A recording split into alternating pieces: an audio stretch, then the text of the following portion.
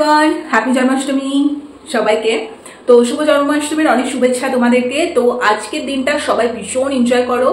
আর হরে কৃষ্ণ সবাইকে। আজকে সুন্দর করে ছোট্ট একটু পুজোর কিছুটা পার্ট তোমাদের সাথে শেয়ার করে দিচ্ছি। সুন্দর করে নিজেদের মতো করে পুজো আচ্ছা করেছি, মা সন্ধ্যাবেলা তালের বড়াটা বানিয়েছি, সবকিছুই ছোট করে একটুখানি ভিডিওটা তোমাদের সাথে শেয়ার করছি। অত ইন ডিটেলসে কিন্তু আমি ভিডিওটা বানাইনি, কারণ অত ইন ডিটেলসে ভিডিও বানাতে গেলে আর ঠিক করে পুজোটা দেওয়া হয় না। তাও মনে হলো আজকে ছোট্ট একটা ভিডিও তোমাদের সাথে উপহার দিই, এটা স্মৃতি হিসেবে ধরে রাখি, তার জন্য ছোট করে একটা ভিডিও বানিয়েছি। আর আজকে একটু ট্র্যাডিশনাল সেজেছি, সো এইটা সেজে একটুখানি শর্টস করে নিয়েছি। তোমরা অবশ্যই একটু দেখো এবং আমাকে জানিও কেমন লাগছে না লাগছে। আজকে একদম মানে গোল্ডেন সমস্ত কিছু পরে নিয়েছি, গলার হার ফার। আজকে একটু লাইভেও গেছি। তো যাই হোক, কেমন লাগছে অবশ্যই আমাকে জানিও। এটা একদম একটা বড় শাড়ি যেটাকে বলে লাল পাড়ে সাদা। তো পুজো আচ্ছার দিন একটু ভালোই লাগে। তো চলো বেশি বক করবো না, ভিডিওটা বেশি বড়ও করবো না। তোমরা সাথে থাকো, দেখতে থাকো। আর অবশ্যই কমেন্ট করে জানিও আমাকে কেমন লাগছিল, আর আজকে তোমরা সবাই কিভাবে এনজয় করেছো, আর তালের বড়া কারা কারা কিছু ডেফিনেটলি আমাকে কমেন্ট করে জানিও। তো চলো ভিডিওটাকে কন্টিনিউ করতে থাকো। তো জন্মাষ্টমীর দিন বৃষ্টি হবে না এটা তো হতেই পারে না। আফটার অল শ্রীকৃষ্ণদেবের জন্মই তো হয়েছে বৃষ্টিতে। তো যথারীতি কিছুটা সময়ের জন্য বৃষ্টি হয়েছে, কিন্তু বিকেলের পর থেকে কিন্তু ওয়েদার খুব ভালো ছিল। তো খুব একটা বৃষ্টি বিকেলের পর থেকে হয়নি, সকালে একটুখানি হয়েছে বৃষ্টি। তো একটু পরে আমি পুজো আচ্ছা করবো স্নান টান করে নিয়ে। তো পুরোটাই তোমাদের সাথে একটুখানি করে শেয়ার করছি। তো সবার প্রথমে ছোট্ট নারগোপালকে তো স্নানটা করেই দিতে হবে, তার জন্য একটু গঙ্গার জল নিয়ে নিয়েছি। সব কিছুর মধ্যে কিন্তু তুলসী পাতা দেওয়াই আছে। গঙ্গার জল নিয়ে নিয়েছি, তারপরে একটু কাঁচা দুধ দিয়ে দিয়েছি, আর একটু চন্দন আছে। সব কিছুর মধ্যে কিন্তু তুলসী পাতা আছে। এবং যে গামলাটাতে করে ঠাকুরের স্নানটা করাবো সেখানেও কিন্তু তুলসী পাতা দিয়ে দিয়েছি। এটা এভরিডে আমরা যখনই গোপাল ঠাকুরকে স্নান করাই তখন কিন্তু তুলসী পাতা দিয়ে কিন্তু স্নান করাই। সর্বপ্রথম একটু চন্দন ভালো করে ঠাকুরকে একটু মাখিয়ে দিচ্ছি,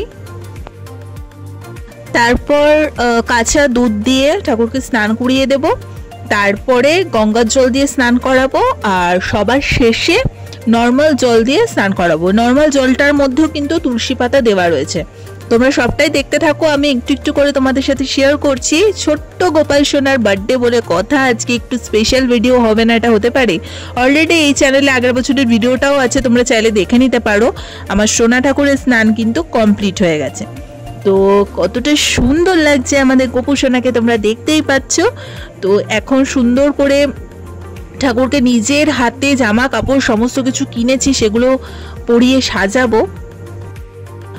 তো জামার কালারের সাথে ম্যাচিং করে কিন্তু আমি হাতে চুড়িটাও কিনেছি।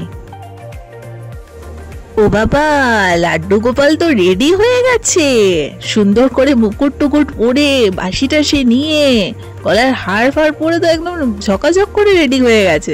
তোমরা কিন্তু জানিও যে কেমন লাগছে আমার গোপু সোনাকে।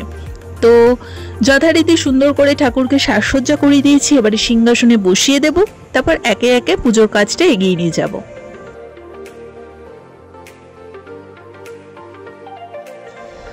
তো চলো, যথারীতি আমি ঠাকুরকে বসিয়ে দিয়েছি সিংহাসনে, তার সাথে শিব ঠাকুরেরও যেহেতু পুজো, কারণ আজকে সোমবার।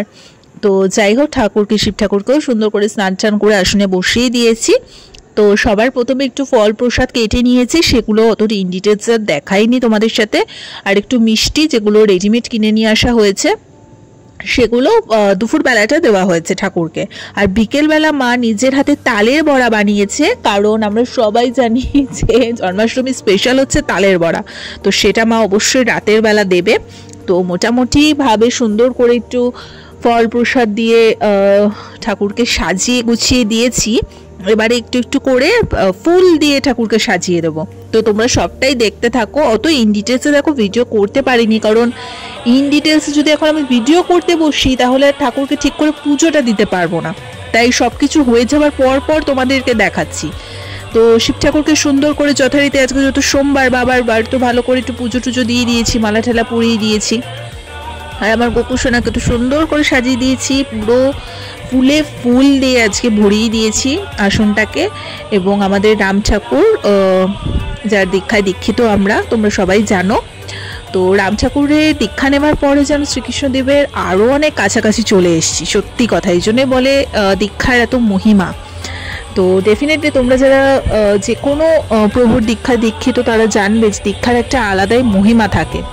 তো যাই হোক, চলো আপাতত এগিয়ে নিয়ে যাই আমাদের এই ভিডিওটা। তোমরা অবশ্যই জানাবে কিন্তু যে কেমন লাগলো। আজকে অত ইন ডিটেলসে হয়তো কিছু শেয়ার করতে পারিনি, কিন্তু যতটুকু পসিবল হয়েছে ছোটো ছোটো করে তোমাদের সাথে তুলে ধরার চেষ্টা করেছি। তো অবশ্যই আমাকে জানিও যে আজকে তোমরা কীরকমভাবে সেলিব্রেট করে জন্মাষ্টমী। আমি আজকে লাইভেও এসেছিলাম, অনেক গল্প হয়েছে তোমাদের সাথে, খুব মজা হয়েছে। তো দেখো ইভিনিংয়ে বললাম না যে মা তালের বড়া দেবে, তো কিছুটা তালের বড়া মা গোপুসোনার জন্য তুলে রেখেছে, আর আমাদের জন্য বাকি তালের বড়াটা এক গামলা করে রেখেছে। খেতে কিন্তু দুর্দান্ত হয়েছে, তালের বড়া খেতে খুব ভালোই লাগে। তো এই নিয়ে আমাদের 3বার তালের বড়া হলো অলরেডি, এর আগে 2বার হয়ে গেছে খাওয়া। তো চলো আজকের মতো এই ছোট্ট জন্মাষ্টমী স্পেশাল ভিডিওটাকে এন্ড করে দিচ্ছি। ভালো লেগে থাকলে লাইক কমেন্ট শেয়ার সাবস্ক্রাইব করে দিও। আর হরে কৃষ্ণ এগেইন, সবাইকে শুভ জন্মাষ্টমী। চলো টাটা।